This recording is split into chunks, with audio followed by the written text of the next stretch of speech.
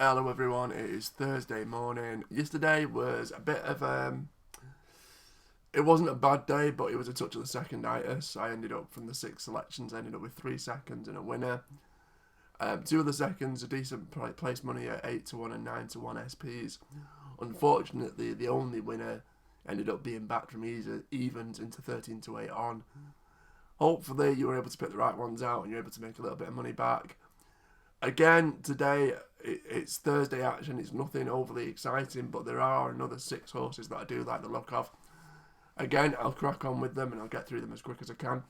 The first of 3 on the card at Thurles comes in the 205, where I like the Jessica Harrington trained Emily Moon.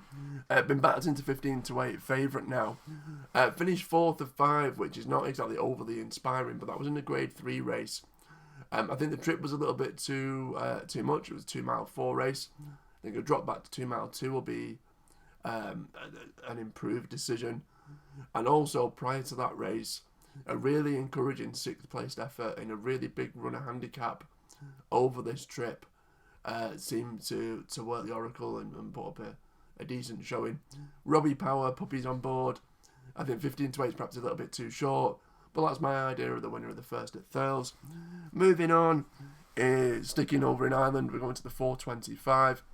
In the 425, we've got a maiden hurdle event where it is, perhaps an obvious choice, but it's Eclat de Raya. I think it's Rachel Blackmore's only ride of the day. Henry de Bromhead trained. The yard's going not to, the yard's not going badly at the moment. Obviously, she's a fantastic jockey. She comes here for just the one ride. That alone's got to make you sort of stand up and take notice. Probably has the best form on the book as well. 5 to 4, again, a short price selection, but short price for a reason, and looks the likeliest of winners. Obviously staying in Ireland, and the 5:35, the last race of the day, looks to me to be perhaps it's a little bit unjust to the rest of the runners, but it looks a bit of a match race between Curlew Hill and En Baton. And of the two, it's Curlew Hill that gets the nod for me. A certain Mr. Cod, the Codfather, is booked for the ride. So again, always a massive plus. Gordon Elliott Yard, again, a decent showing. I think it was 3rd in its last race, and the form of that race has been franked since then as well. So again, 6 to 4, it's the favourite, but it's the favourite for a reason. And other than the Willie Mullins horse, whose form of his last run hasn't really done much, unless that has a massive turnaround, the Cheveley Park owned runner, then I think it's the Elliott horse, Curlew Hill, who's going to take all the beating in Thurles. Taking a trip over the sea to the UK, and the first selection comes in the 4 o'clock at Carlisle. Let me bring that up there. Yeah, the 4 o'clock at Carlisle. It's a 2 mile 4 furlong race. It's a handicap chase, and it's into the breach that I like the look of. Brian Hughes takes the ride. I think a change in terms of going right-handed, in terms of the trip. I think they all point towards a positive move by the trainer James Ewart. Again, Brian Hughes, you've got to respect everything he's riding at the minute as he sort of pushes for that jockey's title. A 5th last time out was a bit of a more encouraging effort, and I don't think this race is going to take too much in terms of winning. Obviously, you've got to respect the top weight. Up Heliar King, you've got to expect that as a course and distance winner, but I think the weight the light horse has to carry around, despite the fact that you've obviously got Grant Coburn taking off a few pounds. But I think aside from that, okay, the James Walton horse, but I don't think that's up to much. It's perpetual 3rd, 2nd. I think it's going to be one of those horses that just doesn't like to get its head in front. So for that alone, and based on the jockey booking, it's got to be into the breach for me. The Brian Hughes ridden James Ewart 7-year-old. And the last 2 selections come at tonight's meeting on the all-weather at Newcastle. The first of which comes in the 8 o'clock, is actually the last 2 races on the card, the 8 and the 8:30. In the 8 o'clock, it is got the T-shirt that I really like the look of. It's currently priced at 8-1, so it's the best price horse that I'm probably tipping today.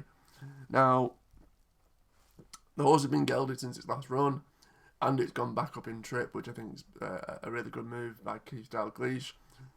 Now, it may need the run, however, if it doesn't, it's certainly got experience. Its best ever effort has been over the longer, the 7 furlong trip. It's been tried over 6 furlongs, so it's not really acted on that. Ideally, if I'm being honest, I think it probably wants a little bit further, perhaps a mile to a mile 1. A mile 2 might be stretching it. And I think if it was a mile or a mile 1, I'd be even more confident. However, if that operation and the step back up in trip are going to work the Oracle, it's also interesting that Joe Fanning's booked for the ride as well. And I just think that at 8-1, that's a decent shout. The draws perhaps are not the kindest, but 8-1 I think is too big a prize to miss out on. And that is got the T-shirt in the 8 o'clock. And in the last but not least race at Newcastle, in the 8:30, it's really interesting to see that the trainer Paul Midgley actually sent a couple into this race. I think he's got 3. And of his 3, the one that I like the most is Long Room.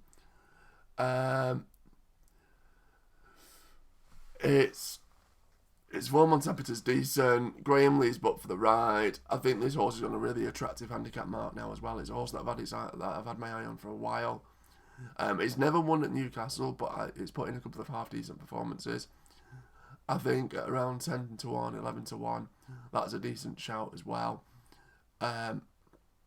It's perhaps a little bit difficult to decide which one of the 3 Midgley horses are going to be his go-to one. They all seem to be on the same sort of level. But I mean, looking through the form as well of Long Room, it's an 8-year-old now, so we've got a few stats to go off. And we're having a look there, and his last winning mark was off a mark of 81. It now runs off a mark of 59. That in itself has got to be, a really good telltale sign. It's what can I say?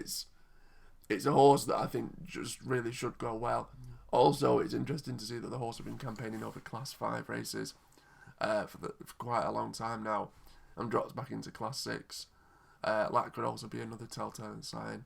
And again, at 10-1, decent enough draw in stall 7. That could be an indication that this horse could go well at a price. As always, if you can get 9-2 or bigger, I urge you to back him each way. Thank you for watching. Again, good luck if you follow. Fingers crossed for a bit of profit, and hopefully we can go a few better than yesterday.